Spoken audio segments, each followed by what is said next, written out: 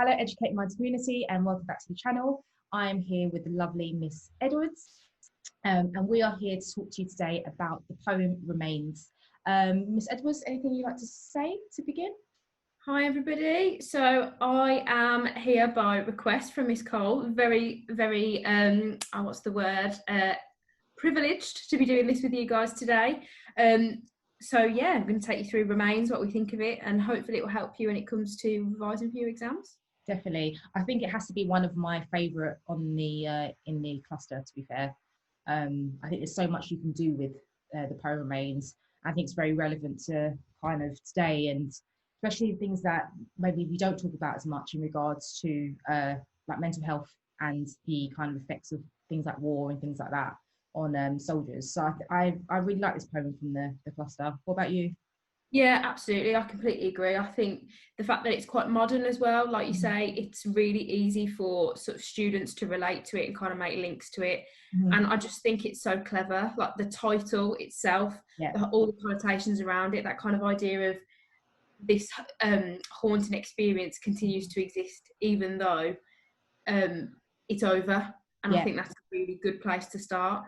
Definitely, I agree with you about the title generally, because remains in the pun in that sense, and how it can relate to the human remains, of in that sense, but also the remains of what's taken place and remains that what's left with him after this event's taken place. So yeah, it's definitely, I find Armitage poems always quite clever in regards to the language that he uses within his poems anyway. So yeah, quite excited to talk about this one. So we are going to go through 4 different quotations from the poem and think about how they could possibly link to some of the themes or ideas you could possibly look at if it came down to an exam question. So what we're going to use is kind of explore the quote method. And so we'll have a quotation and we'll be looking at particular words and phrases in a lot of detail. So you could be able to make kind of meaningful comments about language and structure in your exam. Remains by Simon Armitage. So it comes from a collection of war poems called The Not Dead. And the poems kind of focus on the memories of the soldiers who struggled to kind of forget some of the painful experiences they had during war. So it reflects on the aftermath of conflict and the trauma that is suffered. So not only was it a collection of poems, but it was also a documentary that aired on Channel 4. And if you actually go on YouTube, and under Simon Armitage, you can actually find the documentary on YouTube. And I really suggest watching it, especially the bit for the poem, where you can actually hear the soldier talking about his experience. And his testimony in what actually took place. It's really quite poignant, I find, especially this section, this actual soldier talking about his experience. He gets really quite emotional, doesn't he? And lots of kind of head in his hands, and you can really see that what he's talking about or what Armitage has written about in the poem really is like true life. And you can kind of see it on his face and his expression. And I think it really does help to understand, like you were saying, that kind of guilt and the physical and the mental scars that this experience has left for him. Yeah, exactly. He was based in Basra. So he's reliving in the poem, as we know, a flashback of a memory where he took somebody's life. And he actually says in the video that was the first time that he's actually ended somebody's life as well. And so I think you can see that, as you say, that guilt of doing that. So we're going to start off with our first quotation, which is, "I see another round as it rips through his life." And so that goes with what I was saying about the idea of him saying, that's the first time I ended somebody's life. And I find that quite interesting that he mentions the idea of it being his life. And I feel like that in itself shows the kind of guilt that he feels about what he's done. Because he doesn't say, it's a body in that sense. He's recognizing that it's a life and it's a soul of somebody. So as I said before, we're looking at the kind of explode the quote method. So as you can see here, what you need to be able to do in an exam is be able to write a lot about a little. And so it's about you being able to kind of analyze language at word level. And so it's being able to kind of zoom in on particular words or phrases used by a writer and look at them in more detail. Okay, thinking about the writer's choices and why the writer has chosen to use that particular word or phrase or technique or idea. So we start off with the first quotation where it says, "I see another round as it rips through his life." So we have the verb here, "I see," And it's interesting how it's present tense as well. So he's not saying I saw, because obviously this is a past memory, it's I see. And that, I think that also reflects that this memory is still present for him. Wherever he, in the documentary, he speaks about how he sees it every day. And, you know, it's not a day that goes past that he doesn't forget, he doesn't remember what took place. And so I think it's interesting that Armitage has used the present tense here to really show us this idea that it's still with him and it's still something he's reliving every day. Also, the idea of I see can be the idea that he is like witnessing it. He's an observer. He's like, he's not actually, it wasn't actually him. And I think that in a way can kind of allow him to disassociate himself with what has taken place, because he's the observer of it rather than the person, the perpetrator in that sense. Or alternatively, it could be seen as like a dream, and this dream that you're seeing in that sense. So I think that was really clever in regards to the use of their present tense within the poem, and you see that throughout the poem. The idea as well about I see another round. If you see from the documentary, he actually mentions like it took 12 rounds, and I can still to this day remember every round that passed through him. And so the idea of the, you know, the idea of it being 12 rounds shows us the substantial amounts of bullets that they fired at this man. And shows us the kind of excessive violence that has taken place. You know, just was 12 rounds of bullets really necessary, kind of thing. And I think that makes us kind of reflect, I think, on war. And because it wasn't just him as well, it was, you know, he says about 3 of a kind, there was 3 of them that did this. You know, what happens in war that makes everything more exaggerated or emphasized or excessive in that sense, which I find quite interesting. Yeah, I think like the idea of round, it's like that kind of, it's like cyclical, as like you were saying, like that idea of 12 rounds, it's kind of gone in a cycle almost. And it's kind of like that cyclical idea of life, that the giver and the taker, and the person that was probably armed, possibly not, as he says twice in the poem. It's kind of who's going to take whose life there. And I think also round, it's quite, when you think of it and you think about a round of bullets, you think about continuous fires, and like you were saying, were those 12 rounds really necessary? Yeah. And it's kind of that, how many shots did they need to fire for kind of their end goal to be reached? Yeah. And it really does definitely highlight the violence, and also the kind of unnecessary violence that comes with conflict. I think it's really quite a harsh description, I think, but really well put together. Yeah. And I also see it as, I see another round, like I see another round of the memory, and I see another round of the flashback, which I find quite interesting as well. So then we go to the idea of rips, again, being the verb, present, and it means here to tear or to pull something quickly or forcibly away from something or someone. And so here, kind of connotations we can make is he tore the man away from a possible family and existence in the life of other people. You know, I think rips is such a kind of, say, it's a violent kind of verb here to describe. It's not you just taking something away, you're ripping it, you're, you know, you're forcibly taking it away from someone or something in that sense. An idea of, again, ripping through his life, as I said, by using this idea of ripping through his life and not ripping through the body, shows us that he is recognizing the fact that he has taken the life of the man, and in by doing that, taking the life of his own life in that sense, kind of the, you know, mental peace that I suppose he no longer have because of what he's done, and so showing us the kind of lasting impact that this is going to have on the man and his family and people, his existence in that sense, and the lasting impact it will have on him. And it's something that can never be repaired. When it comes to things like, you know, life and death in that sense, it's never, you can never repair that. And so I think actually by him saying that, it recognizes that he is human, you know, because in the first part of the poem, it kind of, he makes it sound so kind of casual in what takes place. And I think this is kind of the moments where we're recognizing that actually he is aware that he's taken someone's soul, he's taken someone's existence. And I think it suggests to us his guilt in this sense. And you see that in the documentary as well. And when he does say, you know, that's the first time I ended someone's life, he registers that, yeah, it was a man, he was a person, he was a human being who had a life outside before the matter took place. So yeah, good quotation. I want to mention as well, so I was looking into kind of PTSD with soldiers and things like that. And King's College actually did a study and found that among the ex-service personnel, they found that who was deployed, 17% of veterans found that they suffered from PTSD, compared to 6% of those who were more in support roles, such as medical and aircrew and things like that.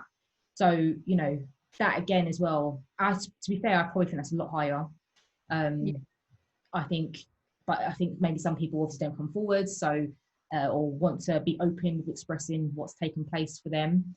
But yeah, that shows you though the kind of difference in these kind of combat situations where they have to make these decisions so quickly. And then documentary mentions as well that he didn't have time to think; it was over in seconds.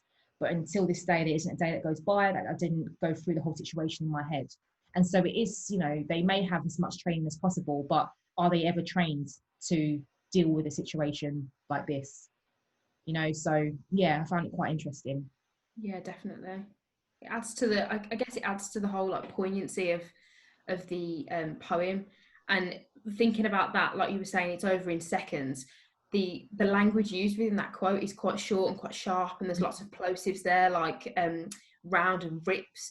And I think it kind of, just the listening to it being read, you can kind of almost, you can imagine how quickly it was over, but it also kind of highlights that like twofold level of fragility. Like he was fragile and is fragile after it now. And like you said, the life of the man that he took was fragile. It was ripped apart. But like when you rip something, it happens very quickly.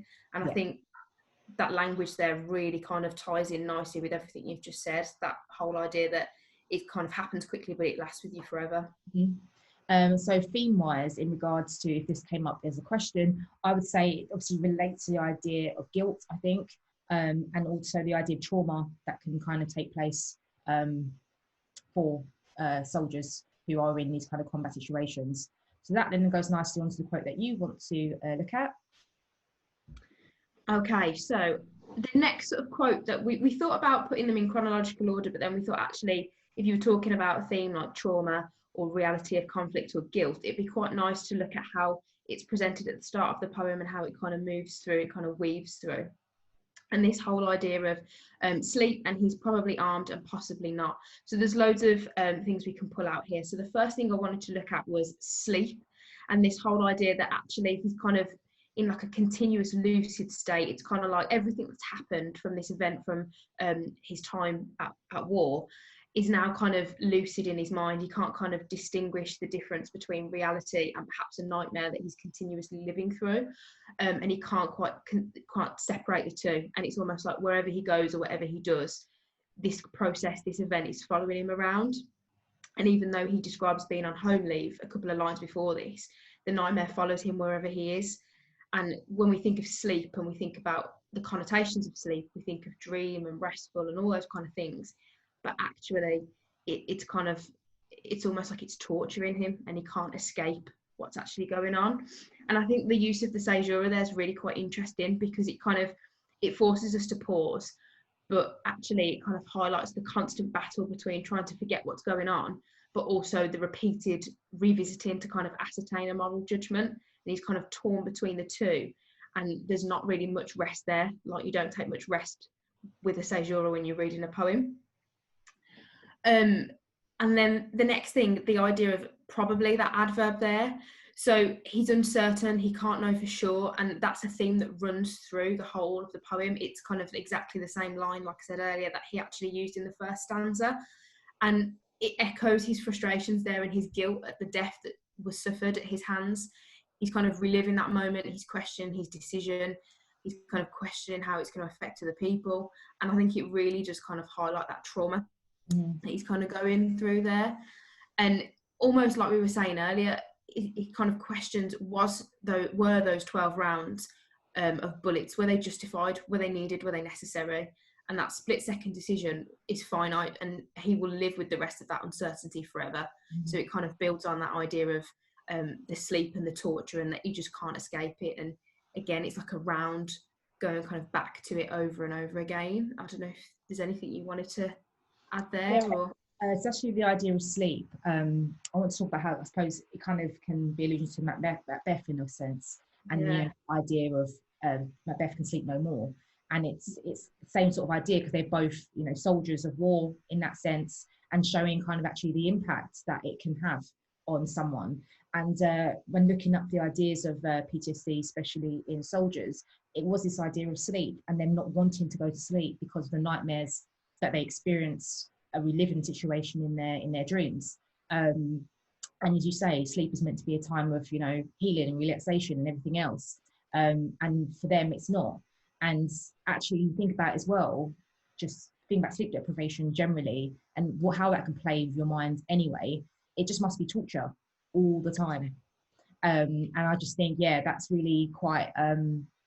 There's no peace in your consciousness or your unconscious mind. So it's uh, yeah, I think it's definitely trauma that is continuous for them, and that's why I think the present tense is interesting here because it is showing this idea that it's constant and even now. And yeah, with the probably, it's it's a hard one to say. Like, was he armed? Was he not? Was it worth having 12 rounds of bullets in someone that possibly wasn't a threat to us in that sense? Yeah. And I think the probably, because you used to say it's almost certain compared to obviously the possibly. You kind of got the contrast between these two words, and I think that's kind of what maybe talked to them in that sense of, oh, he's probably armed, so assume that he will be, kind of Yes. thing. And so actually, is that come from the training that they've had to just assume that these people are going to be probably armed in that sense? Yeah. And so I feel like maybe you've got a bit of a contrast between his duty and what he knows from war, but then the possibly shows his human kind of the guilt that could has started to come within his memory in that sense. Yeah.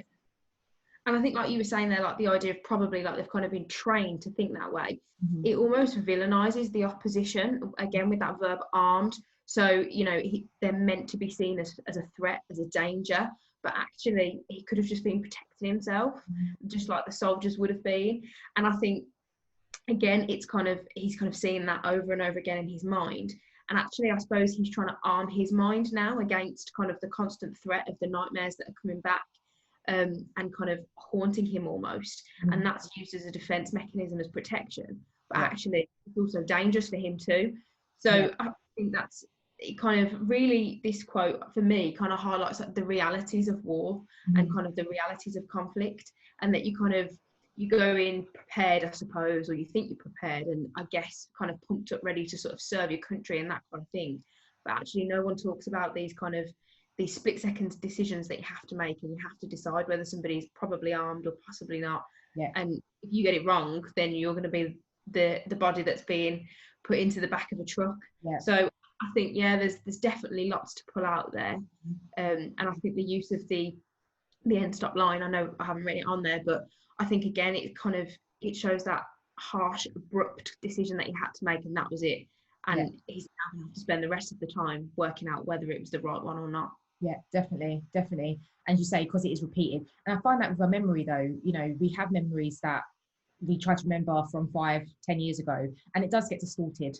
And we're not sure, like, did that actually happen? Or was that, or we merged memories together, or whatever it is. And maybe that's what he's in a way happened to him, in the sense of, was he armed? Was he not? And then as he continues to replay that, it can always change and distort in that sense. And that must be quite, hard, because you don't really, is it defense mechanisms and he's trying to stop himself from actually thinking it's taking place, or maybe he knew that he wasn't armed, but maybe his mind's telling him, well, actually we weren't sure, and so you just never know in that sense how your mind can trick you. Okay, so then going on to the next quotations, one of my mates goes by and tosses his guts back into his body. I found this one interesting because you've got the use of kind of colloquial language in here.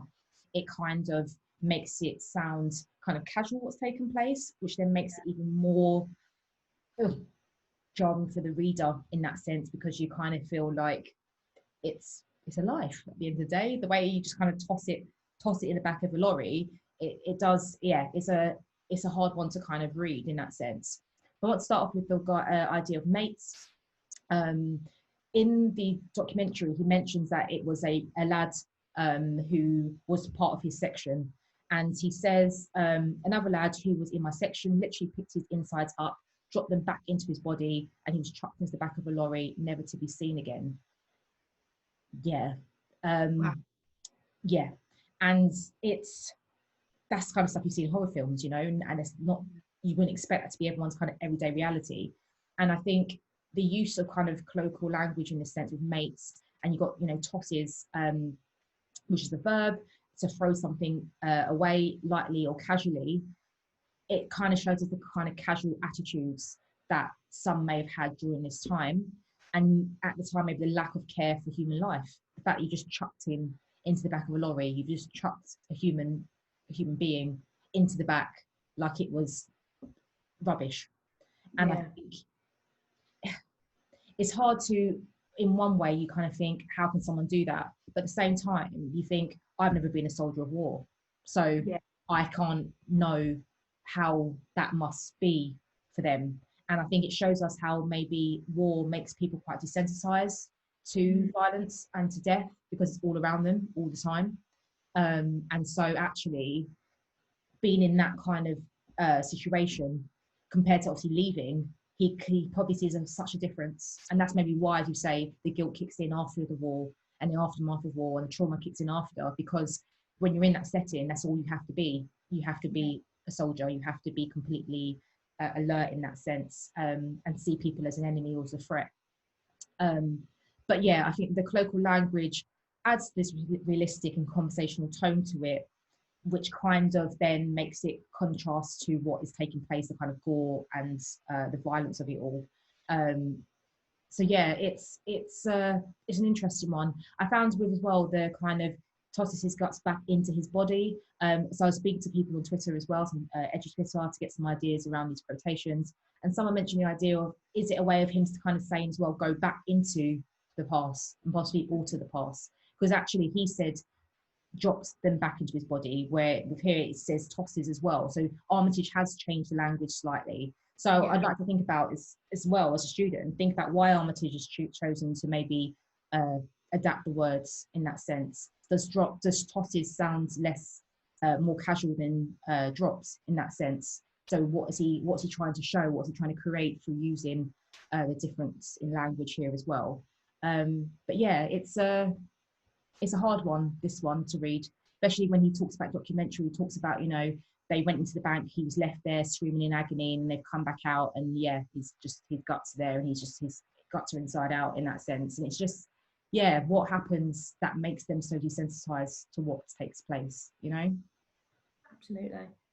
I think for me, the guts, that word there just really is quite hard hitting. And I think, like you were saying, the kind of the desensitization to war and the separation between human and enemy and human and corpse.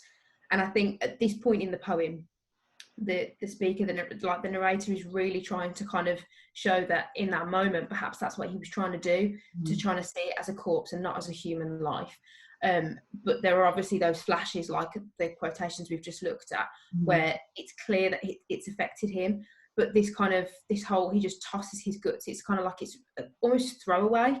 And I guess that culture of war, that and it'd be a good one here to compare to maybe Charge of the Light Brigade, or one of the poems where there's lots and lots of death.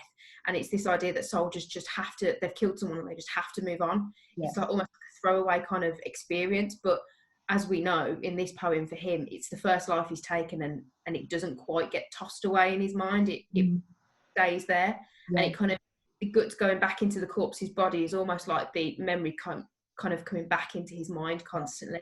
So it's a hard one, but I think it's another really sort of harsh, hard-hitting one, definitely. But I also think it can relate to even today, not even just in regards to soldiers, and kind of the attitude we have towards other, in that sense, within so many aspects of society. What makes a conflict in a country that's not a Western country less significant to something that happens in Britain or America or something like that. And I think it does show this kind of desensitization that we have towards the other in that sense. You see it even with the migrants and crossing the channel and things like that. You know, that's still a life that's kind of been, you know, washed up, or, you know, people have drowned, but we become desensitized to it because they're the other in that sense. Yes. Okay, next, your quotation. Okay, so again, one slightly later on in the poem, end of story, except not really. So for me, this is kind of one of the ones that always stands out, and when I teach this and I discuss this with students, it's always one that I love to look at. And I think it's the simplicity of it, but also the kind of the layered meaning behind it. So if we look at the noun story there, it almost, for a second, it's kind of like the speaker is fantasizing or romanticizing the experience, or trying to separate himself away from it. Kind of like, you know, you read a story, you watch a film, you see something horrific, and you close the book and you move on. But actually, he can't do that, and it's almost like he isn't sure with how to deal with this kind of this experience that he's gone through. So he tries to equate it to not being real, to kind of allow him to accept it. But again, we've kind of got that caesura, that pause or that break that actually shows us that the narrator has that period of reflection and remembers that it isn't a story, it's a real event, it did happen, and that he does have to accept it, and that the memory of it will live on. And I guess it kind of acknowledges that the story, if you like, continues for the loved ones of the victim. So just because that moment in time where he was in Iraq, that bank robbery is over, it doesn't mean that the death and the effects of the death are over for everybody else. And then if we kind of move to that preposition there, except, I think it really highlights to the reader that there's a shift in focus now, and it kind of shows that it clearly is like the volta, the turn in the mood almost, and that there is more to this event than meets the eye. And like we've been kind of saying the whole way through, that idea of going to war and kind of protecting your country, protecting yourself against danger, that isn't the end of it. And it's these realities that we're not told as citizens. And it's only when we watch documentaries or read poems like this that we actually realise that there is more, there's more to come, and that their story isn't over either. And then again, just looking at that end stop line, Armitage does this a lot, I find, with the kind of the phrases or the language that he really wants to hit home. And it's this idea that we have to reflect too, we have to realise that, you know, whatever opinion we had of the speaker earlier on in the poem, for him ripping through somebody's life, he's now kind of living with that trauma, and that he might not have done it, you know, again, like we've been discussing, he might not have done it out of malice, but more out of trying to protect himself. And that split second decision is not the end of his story there. And it's kind of also the abrupt end of life, and I guess the end of the soldier's life, really, in a sense, in the way that he knew it, because he's now kind of haunted by this story, this nightmare that he's living through, and his life will never be the same. So yeah, quite a simple one in terms of language, not kind of many techniques or things to pull out that you would normally expect, but I think sometimes the simplicity of the language is almost the best. And like you were saying there with the idea of it being colloquial, I think it's not quite colloquial here, but the simplicity of it kind of just shows that this speaker isn't putting any airs or graces on here, like this is really what happened. And no matter how much you try and dress it up into a story, it has to kind of come back down to reality, and you have to equate it with being real and not fantasy. I think that's what Armitage does well with this as well, is he doesn't try to have loads of techniques and flowery language in this sense. He's just presenting it as what it is, based on the testimonies given to him. He doesn't change much about that. And I think that's good, because sometimes you say, if it was to have like a rhyme scheme, if it was to have loads of kind of metaphors and similes and everything else, it might change the message of the poem in a sense. And so I think local language and the quite, you know, simple language allows you just to see, actually, this is the reality of it, you know. And I think it would change it completely if it was, using loads of techniques to try and give his opinion, his account of what took place, to be fair. Definitely. And I think this one, like this part, would really parallel well with Exposure. That's my other favourite in the anthology, because I think what he's doing here is he's exposing that whole idea of, well, except not really, it's not over. He's exposing the reality of what he's had to live through and what others like him have had to live through. So you know, you're thinking about kind of themes here. I think you've got the guilt, but you've also got that exposure, that reality of conflict and of war, and that things aren't really kind of as they seem, and that it can be painted sometimes as kind of an honour to serve your country, which of course it is in many senses, but actually on the flip side, you think about kind of the destruction of the lives of the civilians, but also the soldiers that have to kind of go through the trauma afterwards. So I think it's a really good parallel there when looking at kind of comparing across poems. Yeah. So what, in regards to themes, do we think we could talk about in regards to the two? I think definitely to say the realities of war in this one. And yeah, I think it's also, again, the trauma, again, that's taken place with it. The extent of detachment that they have to feel during the time. But then, as you say, the reality of when you leave and have to become part of society again. And actually, that's not easy to do when your memories of that time can't be forgotten. Yeah, sad one. I think individual experiences of war as well. You've got a couple in there that are kind of told almost through like a third person narrator, or they're told through kind of again, if you think about Charge of the Light Brigade, it's kind of like a group and lots of soldiers. But this one, like you were saying earlier with the I and the first person narrative, it's very personalised, and it's very kind of, it's one person's story, but actually it's kind of representative of lots of people's stories. And I think if there was ever a question about individual experiences, that theme is really quite prominent all the way through. Quotations analysed for you. So now I'm just going to think about some of the poems you could possibly compare with Remains. So the first one we think is Bayonet Charge. Yeah, I think the whole kind of the metaphor in Bayonet Charge, when thinking about like the cold clockwork and the split second decision, and then you've got the idea of like the hair. It talks about in the final stanza. So lots of ideas of like split second decisions, vulnerability, and the kind of the lasting effects, and that conflict between sort of serving and protecting your country, but also, you know, protecting yourself, and kind of how that affects you as well. So I think they go quite well together. War photographer as well. I think, yeah. I think again it's the effects of war, and I think actually it's the detachment part of it. Yeah. I think the images at the end, like, you know, the juxtaposition of choosing the photo and then having like a Sunday dinner and a bath and some beers, I think it says. And it's that, like, that whole detachment. You take that photo, but it, for us, when we're not there, it's just a picture in a newspaper. But for those people behind the lens, it's their real life. Yeah, agreed. You saying exposure? Yeah, I love exposure. I think it's great. I think the whole kind of message behind it, really exposing the truth behind war. And obviously for Wilfred Owen, he's kind of talking about the trenches and the boredom, really, the waiting for something, the waiting for the action. Whereas in Remains, it kind of, the action comes all too quickly, and he doesn't have that chance to work out what's right and whether it was the right action.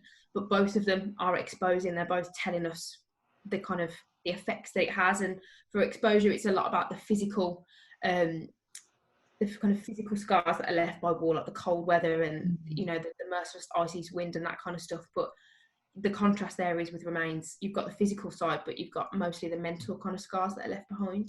And I think it's interesting, you can contrast compare the writer's attitude, seeing actually the effects of war from the early 1900s to the 21st century, and how it doesn't matter how much time passes, it shows the impact and the effects it can have on someone. So it's interesting how both points in time they're criticizing this idea of war, and actually what we learned really in that time, because these things are still happening. So I find, because you can compare writers' attitudes as well in that sense, and so I think that'd be quite a good one to compare in regards to the writers' attitudes, speakers' attitudes.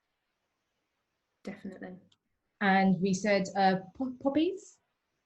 Yeah, I think Poppies is a tough one. It's kind of outside the box, but again, you've got that idea of individual experiences, and then if you think about conflict, it doesn't always have to be physical. It can be the sort of the mental conflict, and in Poppies, she's clearly suffering that kind of those issues from the detachment, I suppose, and not seeing her son, and kind of wondering if he's alive and wondering if he's okay. And then obviously in Remains, you've kind of got the sort of the mental scars from the soldier. Mm. So you kind of got that almost that contrast there, and again, it's the effects and the realities, isn't it? Poppies is very much about the kind of the day to day, the people that are left behind, whereas Remains is kind of that action, what happens, but then again the day to day afterwards. Yeah. So for possible questions, we were thinking anything to do with kind of, as you were saying earlier, individual experiences and how individual experiences shape us, the effects of conflict or the effects of war. Would be exam question you could look at for Remains, and yeah, or even the impacts of war in this sense. I think they're probably the main ones that this poem would work well with in that sense, and to be able to compare with poems that we have just spoken about, I think. Yeah, definitely. I think that there aren't that many nuanced questions yet that could come up, so I think those kind of things that we've spoken about definitely would be to expect. Okay, and that is it. That is Remains unpicked for you. Thank you so much, Miss Edwards, for joining me on this video. Do you want to mention your kind of Twitter handles and things like that, or where people can reach you? Yeah, sure. So if you have enjoyed this video, I hope you have, then if you want to ever see anything else that I kind of post or ramble about on Twitter, then you can find me at JR Edwards. That is my Twitter handle. Perfect. And hopefully we can do another video again for another poem in the future. So like, share and subscribe to the channel. And you can follow Educate Minds on Twitter, Instagram and Facebook as well. So thank you very much. See you next time. Bye. Bye.